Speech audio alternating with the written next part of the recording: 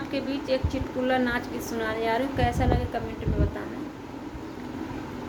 नई नई जात रहलू बने के दुल्हनिया हो, नई नई जात रहलू बने के दुल्हनिया हो, थर थर कांपे बदनिया हो नाम। नई नई जात रहलू बने के दुल्हनिया हो, थर थर कांपे बदनिया नाम।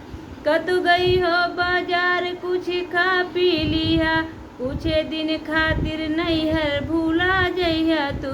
कतो गई हो बाजार कुछ खा पी लिया, कुछ दिन खातिर नैहर भूला जइहा तू।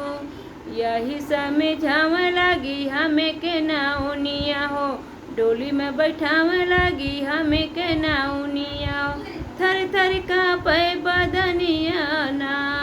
यही समझावे लगी हमें के नाउनिया हो, थर थर कांपे बदनिया ना। नई नई जात रहली बन के दुल्हनिया हो, थर थर कांपे बदनिया ना।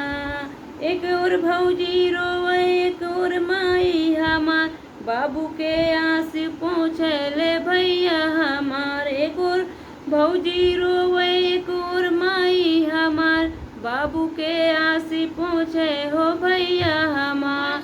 सखिया सहेली रोवे धई गरिदनिया हो, सखिया सहेली रोवे धई गरिदनिया हो, थर थर कांपे बदनिया ना।